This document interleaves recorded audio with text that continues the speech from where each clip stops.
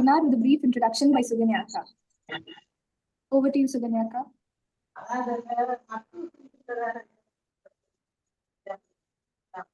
Good evening to one and all present here. Myself Suganya from Sri Satyasai Medical College and Research Institute.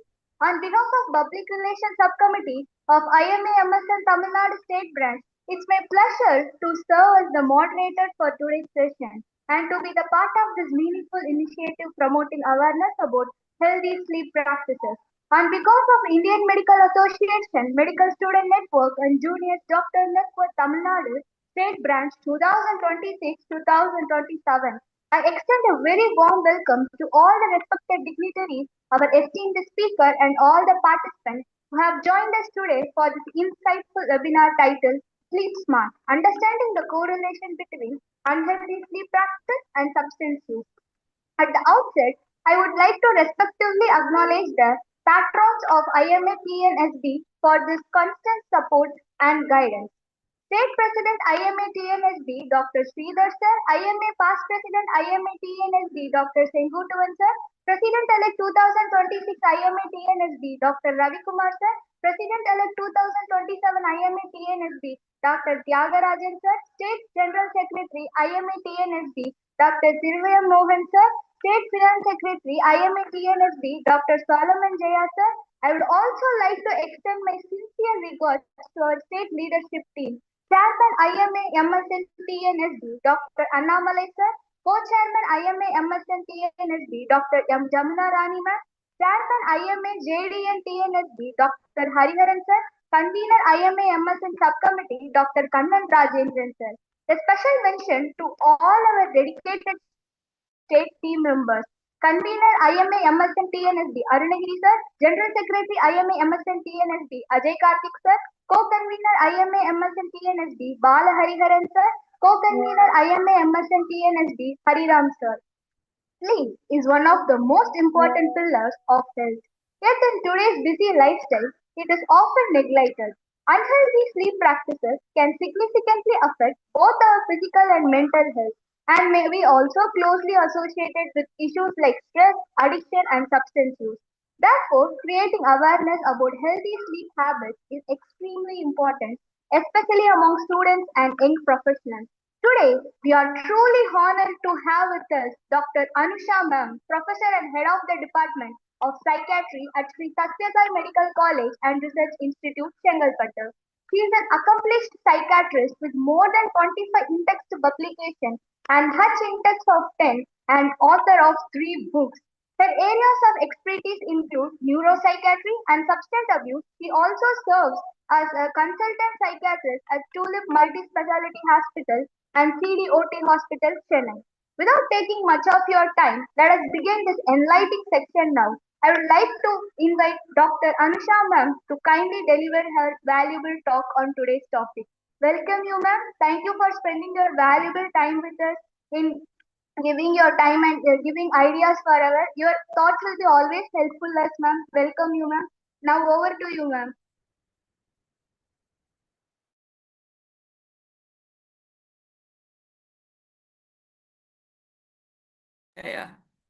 Yeah, good evening, one and all. It gives me immense pleasure to talk to the student community of our medical profession in India. And I'm especially grateful to my students who have given me this opportunity. So shall I start the presentation?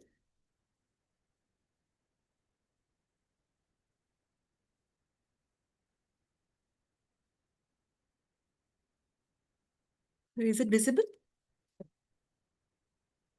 Yeah.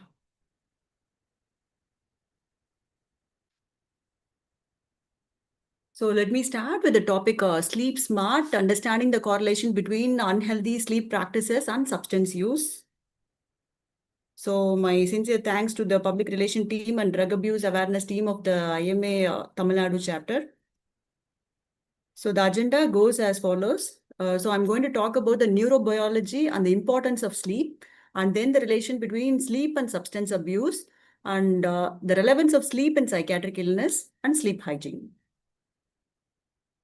So I would like to invite you to reflect on the clinical reality we frequently encounter. how many of you slept less than 6 hours? How many of you needed a coffee to stay awake? How many people check their phone in bed? So just reflect. So we live in a world where there's a constant socio-cultural evolution, like there is a modern civilization, there is a rapid westernization and technological complexity, rapidly changing social values, which has shifted the diseases from the communicable to the non-communicable diseases. Once upon a time, cholera, plague were so common, but nowadays, a lot of non-communicable diseases like lung diseases, cancer, mental disorders, type 2 diabetes, and cardiovascular diseases are in the rampant. And among that, mental health issues have reached a ginormous proportion, especially in the post-COVID era. So the concern about the sleep is rising, especially among the medical professionals, especially the college students, because there are being a lot of studies in India stating that the college students, especially the medical college students, around 70% of them have some sort of mental health issues, and 90% have got a sleep issues. So coming to sleep, it's a evolutionary conserved behavioral and a physiological state, wherein a complexity of brain circuits are involved in the sleep kinetics, and this overlaps or interacts with the structures of the circuitry for emotion and other behaviors. So from a behavioral standpoint, sleep is being defined as a decreased awareness of the environmental stimuli with a rapid reversibility. This contrasts to coma or any hibernation. So this is the history of sleep. In the pre-industrial societies, when before the artificial lighting came into phase, the natural sleep cycle was biphasic. So people go to sleep at sunset, they wake up at midnight, and then do a lot of activity. Again, they go back to sleep, get up at dawn. So that was a biphasic sleep pattern. So with the advent of artificial lighting during the Industrial Revolution, there was a monophasic sleep. So the rigid sleep schedules, going to sleep around 9 or 10, getting up at 6 o'clock. So came in the industrial period.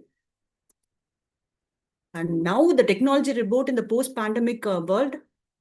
So as you all know, we are in the digital era where we could say that there is a new organ, the smartphone. So each and everyone has got a smartphone. And this shift from the industrial society to the information-oriented society has brought in a change in the society in terms of economy as well as human behavior.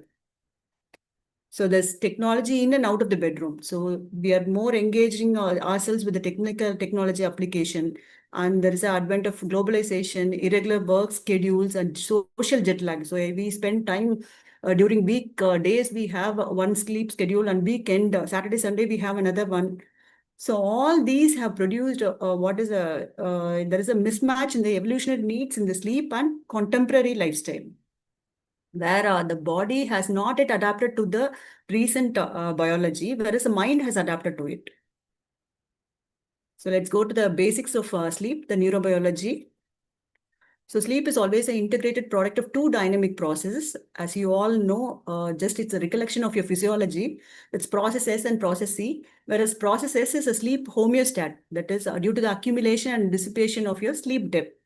That is controlled by the ventrolateral preoptic nuclei of the hypothalamus, whereas process C is the oscillatory process that is governed by the circadian pacemaker. As you all know, it's a suprachiasmatic nuclei, which is going to control the rhythm of a sleep propensity. So the structures which are involved in the sleep promotion, what you call the sleep switch, is the ventrolateral preoptic nuclei, which has got the neurochemicals which are important in sleep promotion are GABA, galanin, and adenosine. And the circadian clock is the suprachiasmatic nuclei, along with melatonin, controls your sleep rhythm. So then you have structures that are involved in wakefulness. So there are a lot of structures and circuits as well as the projections. So the first and foremost is the cholinergic fibers, which originate in the pedunculopontine and the laterodorsal tegmental nuclei as shown in the figure. These are all structures in the brainstem, and along with the noradrenergic fibers from the locus ceruleus. And third is you have the tuberomammillary nucleus of the hypothalamus, the posterior hypothalamus, which has got the histamine, along with the basal forebrain structures like nucleus basalis of Maynard, substantia innominata, and the diagonal band of Broca. Again, here the cholinergic fibers originate. These all receive their input from the ascending reticular activating system of your brainstem, and they project to the thalamus, to the cortex. So this promotes the wakefulness. So the neurotransmitters involved in wakefulness are acetylcholine, noradrenaline, histamine. So these are the three wakefulness promoting neurochemicals. So as we all know, sleep stages, non-REM, N1, N2, N3, we spend 5%, 45%, and 20 to 25% in each stage of the non-REM sleep. And in REM, again, 20 to 25%. So the ideal duration of each and every stage of the sleep is very important for a restful, consolidated sleep. So sleep acts as a window to ascertain the brain wellness. So it dynamically changes with the brain maturation. So starting from the prenatal life, that is right from the 6th month of your gestational age, the brain and the sleep, they undergo a developmental journey. So that accompanies the human life.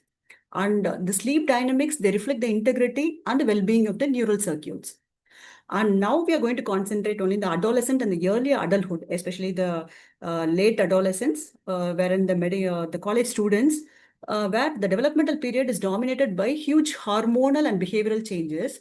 So now you have, as you all remember the term pruning, so that is cutting off of all the excess neurons takes place, so that the white matter volume increases over time and the gray matter pruning occurs. So what is the EEG, how it is reflected in the EEG is there is a decline in the delta waves with a cortical synaptic pruning process. So this is being reflected as, so every 10 years, there's a decrease in the total sleep time by 10 minutes and with the increase of sleep onset latency by 1 minute. So as the radiological advancement, now we have functional MRI, which gives a clue to the development of the adolescent brain. So now the structures which are maturing earlier are the ones with the parts of the brain that control the physical movement, vision, and the senses mature first. And then comes your the cortex, the prefrontal cortex, that controls your higher order thinking. So you would have learned about the higher mental functions or the cognitive functions. So they all mature later. So this cortical synaptic pruning has got effects on the sleep as well as in the emotional or the limbic system. Now, what happens to the sleep? As I said before, the non-REM sleep or the slow wave sleep diminishes, and the total time sleep time in the adolescent is already reducing because of this behavioral changes. They become night owls, go to bed late, they get up late in the morning, and this is called the shift to eveningness, along with the academic pressure, especially in a medical college setup. You all know the night duties, the more late night screens. So everything is going to dysregulate the circuitry called dopamine reward pathway. So this dopamine reward pathway is nothing but the dopaminergic neurons projecting from the ventral tegmental area, as shown here, from the ventral tegmental area in the midbrain to the nucleus accumbens. So there's a structure called nucleus accumbens in the ventral striatum. That is the reward center. So for example, if Aakash likes, what type of food do you love? Biryani or whatever. Okay, okay, fine. So anything like biryani. So that will give a dopamine high in your nucleus accumbens. So if Aakash is going to get the first mark, so again you will be excited. So that's because of your dopamine high in the nucleus accumbens. So who is your favorite hero or a favorite heroine? Okay. So whenever you watch a movie, favorite hero or heroine's movie, so again, there will be a dopamine high. That's because of the stimulation of your nucleus accumbens, so that there is a dopamine release. So this is the reward pathway. So there's a dysregulation in the reward pathway, which usually happens during the adolescent period and the early adulthood. And at the same time, as I said before, the limbic system or the emotional brain, that is going to mature yearly compared to the prefrontal cortex. The prefrontal cortex is the part of your frontal lobe which is going to decide the decision-making, logical reasoning. So what happens whenever you have a sort of peer pressure. So in the college life, your friends would say, "Macha, come, we'll have a cigar." So what will you do? You'll be carried by your friends. So your peers will take, "Come, let's have a peg of alcohol or a cutting of alcohol." So you will be carried by that, and you won't have a logical reasoning capacity. And this impulsivity and poor decision making makes an adolescent or a early adult vulnerable to substance use. So this is what is the normal physiology of an adolescent or an early adult brain. So now going to the integral role of sleep. What is the importance of sleep? So it's mainly for the growth and development, homeostasis, and the physical and mental health of individuals.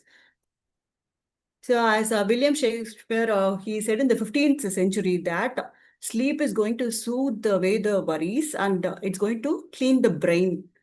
So we don't know what circumstances he said this, but this is the truth. Okay, this is being confirmed in the 21st century by what is called the glymph. This is the hottest buzzword. So I hope you all would have known this word in your physiology. You would have learned about this. So glymph is a recently discovered macroscopic waste clearance system which facilitates the exchange between the cerebrospinal fluid and the interstitial fluid.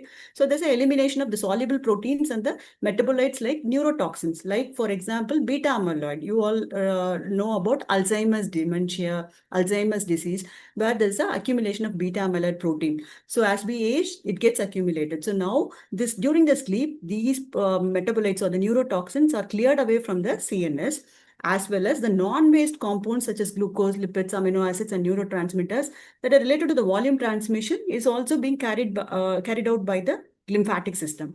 So what is this glymphatic system? It's a glial-dependent perivascular network that subserves a pseudo-lymphatic function in the brain.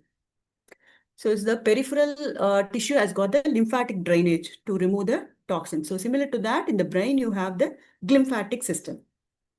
So it's a basic housekeeping or cleaning the brain occurs during sleep. So this is the first important aspect of sleep. And this is the interface of glymph on the periphery, the other parts of the body. And this slide, I wanted to bring to your attention about the GLP-1. So can anyone tell me what is this GLP-1? The latest drug, which is so common, which is also very, the people are wondering about that. Do you know that? Have you heard of Ozempic or Semaglutide? Ozempic. Very good, very good, excellent. So that is actually in the future, it's going to take up a very important role in the addiction psychiatry. So not only does it do something with the metabolic health, as well as it is going to take a big role in the mind also. So it is going to be a anti-craving. There are studies now which shows that semaglutide or tirzepatide, they are all going to form something landmark benchmark in the addiction treatment as an anti-craving drug. So now sleep improves the emotional well-being. So as you all know, the amygdala is the structure which is responsible for your fear conditioning. So that is being in a hypoactive stage when you sleep well. So the very next day, you will be in a very good mood. So it improves your emotional well-being. So sleep and mental health are being very, very closely related in the sense it brings in an emotional balance, clears the toxins, and also plays a vital role in memory and cognition. And it also supports the physical health and repair. So there is a hormonal balance which occurs. During the first half of the sleep, there is a growth hormone surge. And during the next half of the sleep, there is a cortisol surge, which is responsible for your arousal. And during sleep, what happens? There is a decrease in the release of ghrelin and there is an increase in the release of leptin. So these hormones, they play a vital role in the management of your satiety. Okay, so when there is a poor sleep, there is an increase in the hunger hormone and there is a decrease in the satiety hormone. So that the very next day when you don't sleep well, you have a craving for food. So this is how sleep boosts memory and learning. Now, the information which is stored in the hippocampus, which is a short-term memory, gets consolidated and it goes to the neocortex, where it is going into the long-term memory. And sleep has got a direct bearing on the cognitive ability. So good sleep, it means that you have a good problem-solving capacity. And there is also a role of sleep in the immune system, boosting of the immune system. So the most compelling benefit of sleep is it's going to extend your lifespan and improve your quality of life. And now coming to technology and sleep. So we are all perennially online, but we are hardly connected, and always visible, but hardly remembered. Is it true or false? True, ma'am. Yeah. So when you watch a show from Netflix, you become addicted to it. You stay up late at night, you binge watch. So what happens? You're compromising your sleep. So even though it has got a potential benefit, so at the same time, it's going to act as a vector to introduce or reinforce the social norms around substance use. So you have a lot of advertisements around the use of alcohol or glamorized portrayals of drug use. So especially youth are so vulnerable. So this provides a digital communication, provides the medium for these interactions. So what happens? Sleep disruption is almost normalized. So as medical students, you starve for sleep. You race against time for exams, your internal assessment, formative assessment, summative assessment, and for your OSCE or for your cultural program or for your movies. So what happens? This 5 years of training has taught you, or it is something it is retuned you preferentially to sacrifice the sleep for productivity. So as a result of which, what you do, you self-medicate for sleep problems. So you take caffeine or nicotine or alcohol or sedatives, hypnotics, and recreational substances. As you all know, we would have taken classes for you. So these all are going to have an impact on the reward and the impulsivity related neurocircuitry. So as I said before, it is the reward pathway.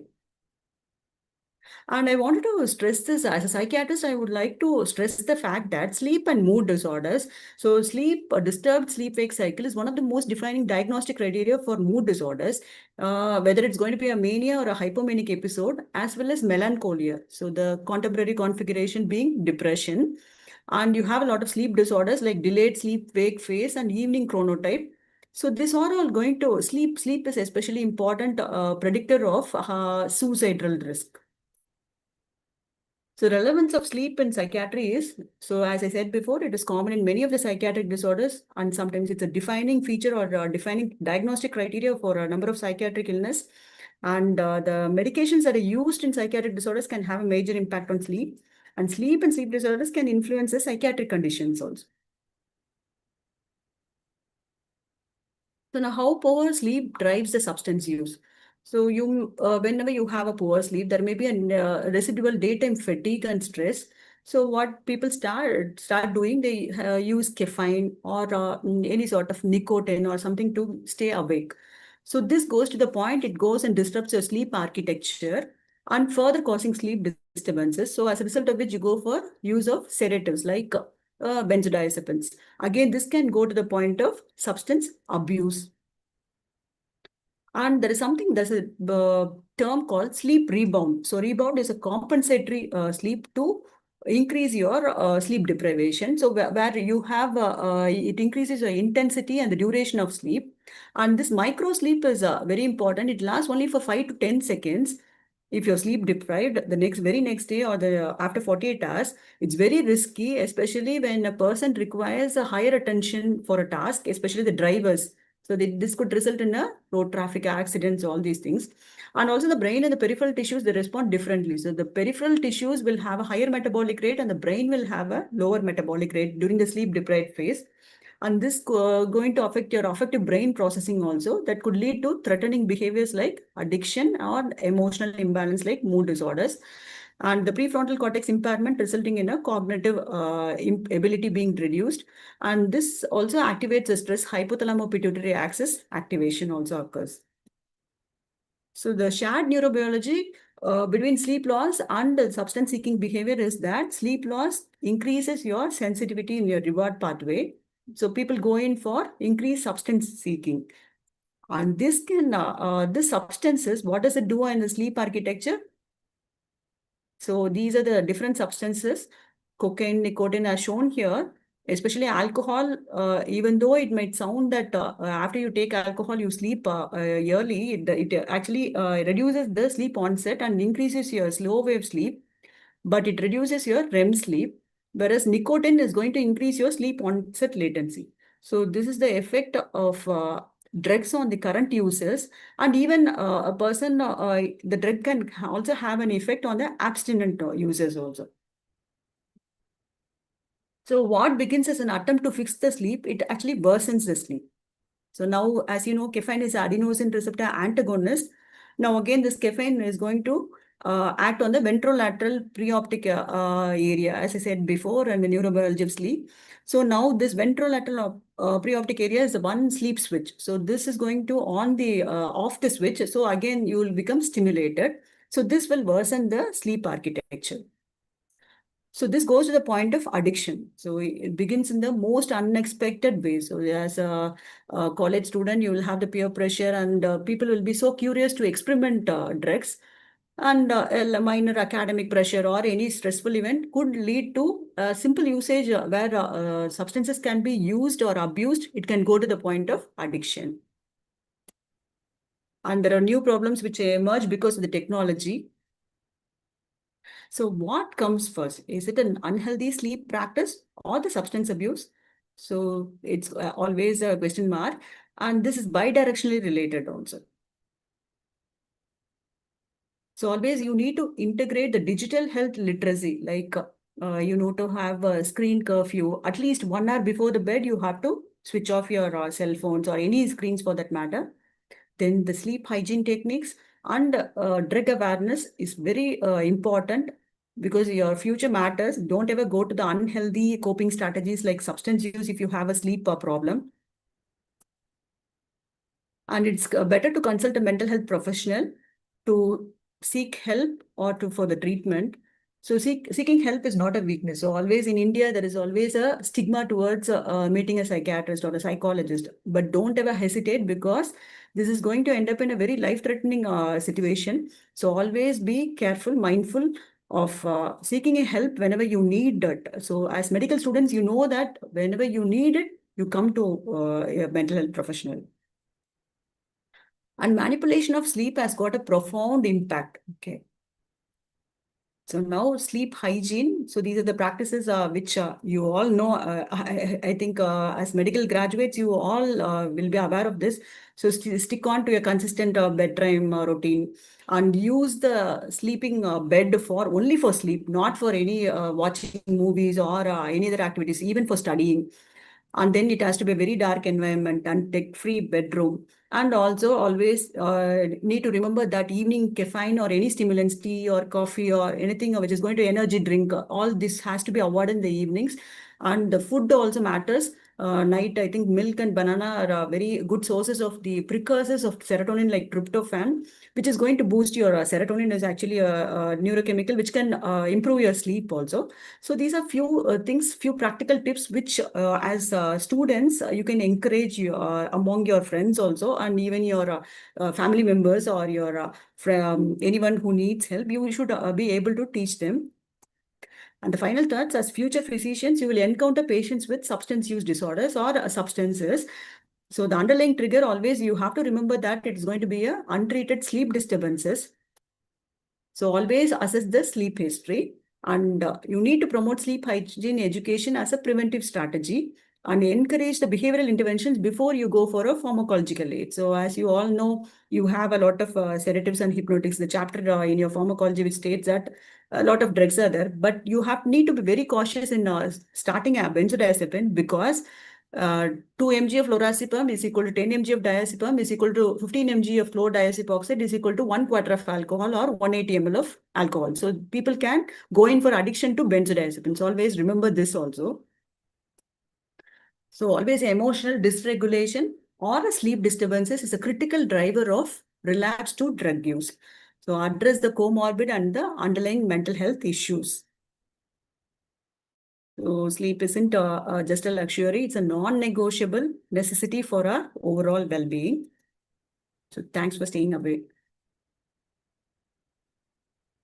So I'm ready to take up the questions.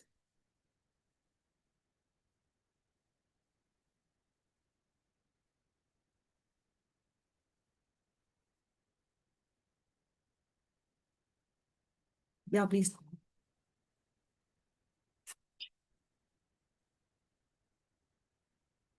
But how many? Hmm. Okay. But how many cups of coffee do you have per day? 4. That has to be 4. So you need to reduce it to 2. Got it. So morning and evening, okay. But the other 2 cups, when do you have? Only the canteen around before the postings. Okay. Then another one at night. So night, I think you need to cut down.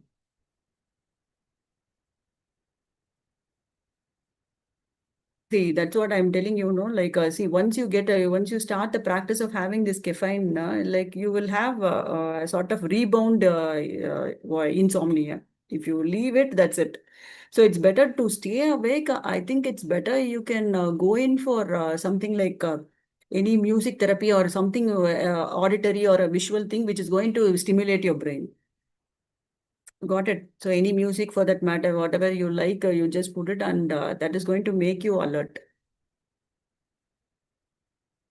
Yeah, and it need not be abrupt stoppage of your caffeine. 4 cups, you need to reduce it for the initial 1 week to 10 days. You can have half cup at night. And the next 10 days, there has to be a detoxification or a gradual reduction of your caffeine intake. So the first 10 days will be half cup reduction in at night, and the next 10 days will be total reduction in your nighttime caffeine. Uh, yeah, that's what withdrawal. So withdrawal will have a lot of effects. That's what I told. No, it has an effect on the sleep architecture also. So just like alcohol withdrawal, we would have thought no simple withdrawal symptoms like headache, hangover. So caffeine also has got that. Okay. And yeah, please. And also make maybe you can cultivate the habit of having a group study so that people will excite you and you can discuss things also at night to stay awake.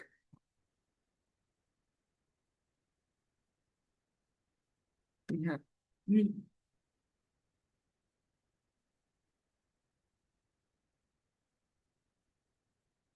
Yeah, see, there are a lot of that's what I told. No, see, we have some defining criteria for each and every depression, anxiety. So now, as I said earlier, so sleep controls your, it balances your emotional regulation by means of action on the amygdala. So amygdala is the fear conditioning. So, for example, if you watch a horror movie, what will happen?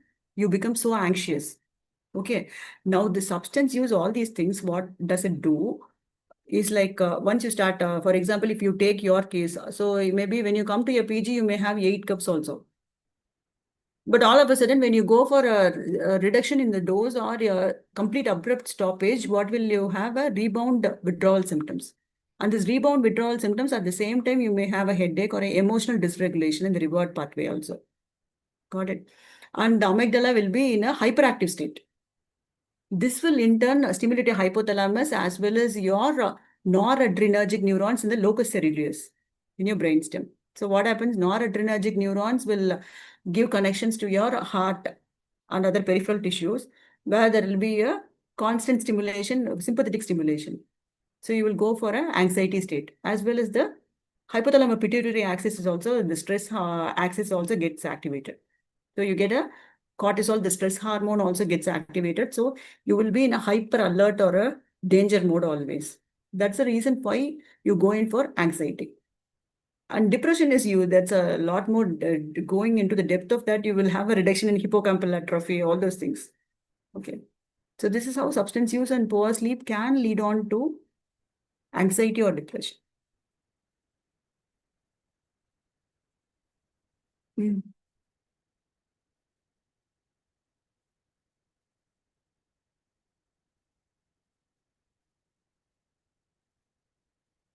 So yeah, okay. So now you have to see whether there is a underlying substance use disorder. So whether it is substance use abuse. So there are two terminologies, right? Substance abuse and substance dependence. So now the recent ICD-11 and DSM-5, which we follow in our psychiatric Bible, what you call. So you have something called substance addiction and substance abuse. So first, you have to find out whether the person falls into abuse or addiction, and then treat accordingly. Whether he needs a OP basis or it is going to be a IP basis. Now, if suppose the sleep disturbances are going to be the predominant feature, you have to treat insomnia also. And in the meantime, also treat the substance use disorder as well. So if it is abuse, need not go for an anti-craving. If it is going to be an addiction, you need to start an anti-craving with the benzodiazepine. So both has to be covered, needs to be treated simultaneously. Next question is, what can I do to fix my sleep schedule, which is totally disturbed now? It was disturbed because of my roommate who studies till 2 p.m. to 3 p.m., ma'am. Now I changed the room, but I still cannot fix my sleep schedule, ma'am. Question Okay. asked by Sayed Ahmed. Are you staying alone in the room now? Yes, ma'am. You're staying alone, no? Yes, ma'am.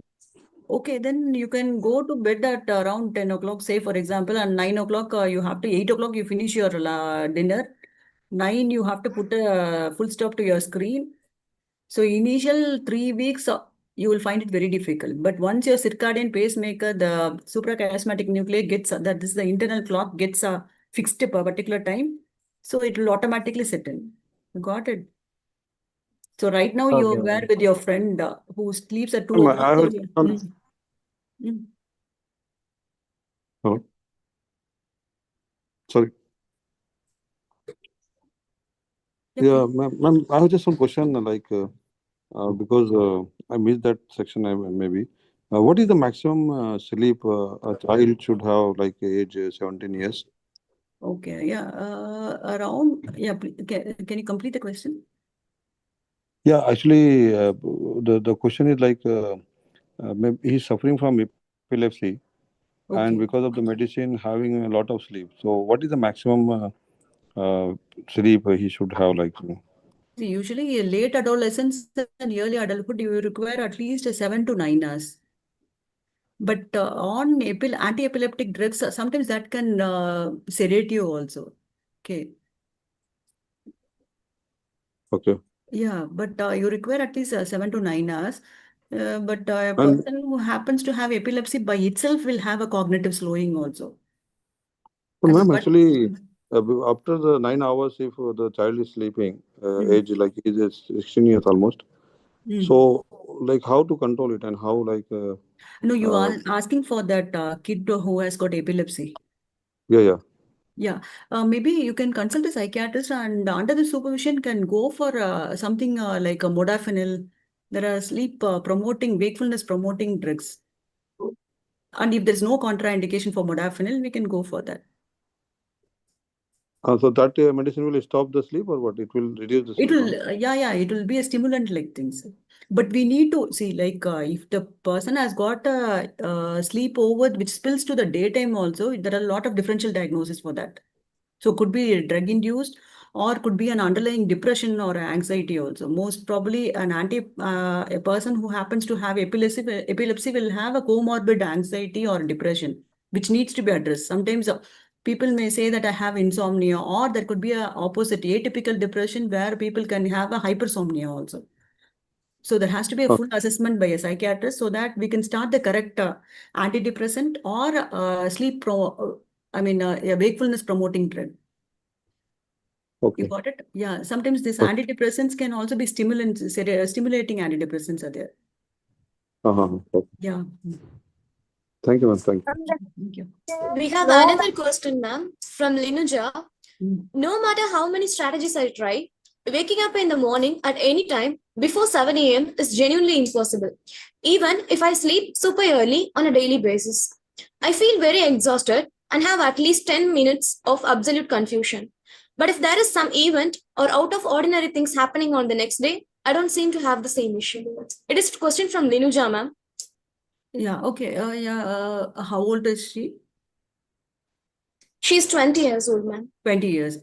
Okay, so we see that's what the late adolescence and early adulthood, you have some sort of behavioral issues also. So if you want to stay awake the next day, if they are excited, they are able to get up. That is what she means, right? Yes, ma'am. Yeah. So each and every day you have to keep yourself motivated, and you have to be determined that you fix a schedule and make it a habit that you get up early by around 15 minutes earlier. Not that each and every day you get up so early, 1 or 2 hours before, but you can make it a point that the initial month you get up 15 minutes, say for example 15 or 20 minutes, and the next 1 month half an hour or 40 minutes before. So it depends on the individual's personality also matters. Okay. Okay, ma'am, thank you. I hope she gets the answer. And now another question from Meruka. Ma'am, how can we differentiate between normal sleep disturbances due to lifestyle factors and the early signs of insomnia disorder? Insomnia disorder, yeah, okay. So there has to be a persistent, there is a time frame for that. To be called as insomnia disorder, there is a time frame for around 3 weeks to 6 months.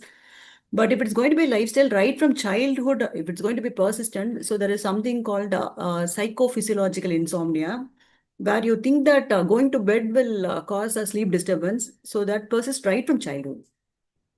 But this is going to be an insomnia disorder can present during the early adulthood period. It can start from that. Okay. So that is the differentiating feature. The age of onset.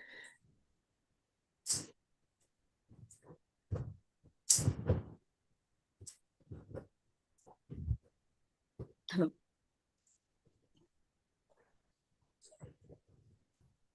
Yeah, please tell me. Okay.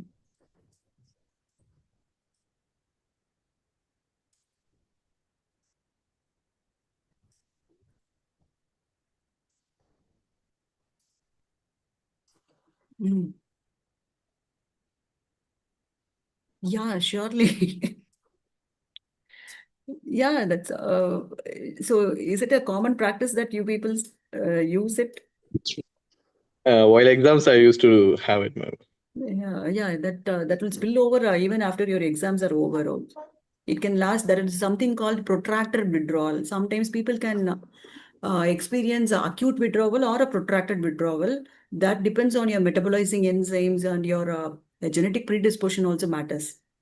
Mm-hmm. So it's better you consult a mental health professional. Okay, ma'am. Yeah. So protracted in the sense it can last even for 6 months also.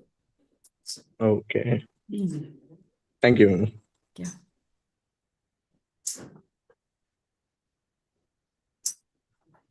Is there any further questions from audience side?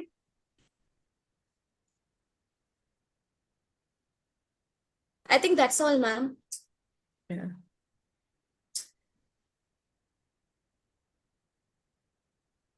We request you to kindly fill the Google form, which has been posted in the chat box to avail your certificates.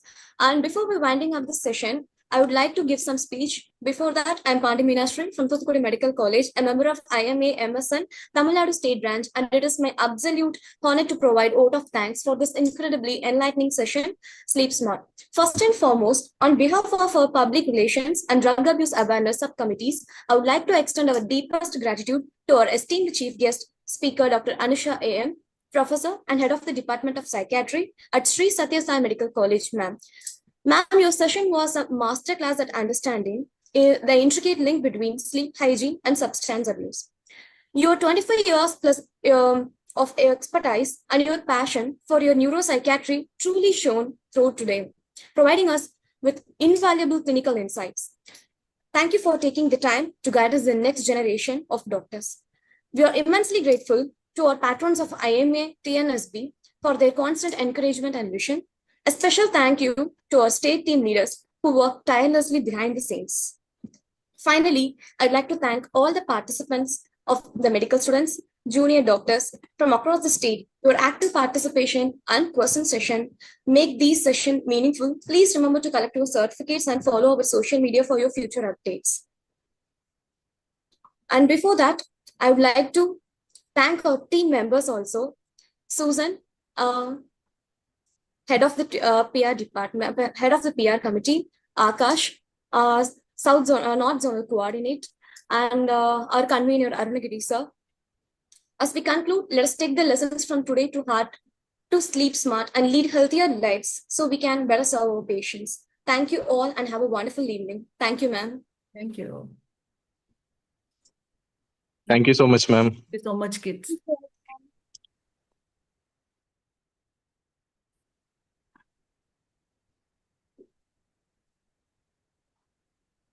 Yeah.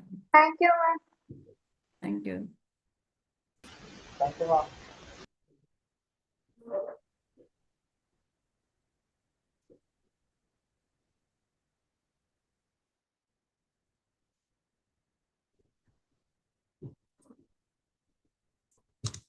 Don't close the meeting, Dan. Keep it for some time. Let them fill the form.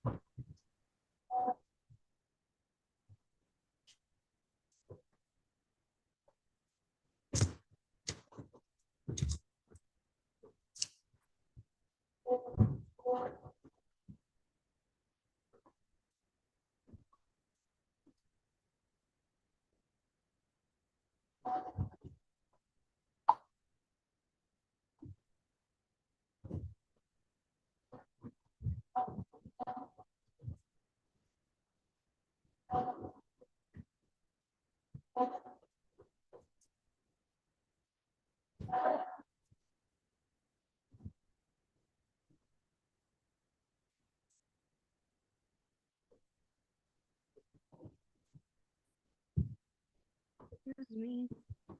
As we are in Kuwait, the form is coming in Arabic only. So I'm not able to translate into English. I just check.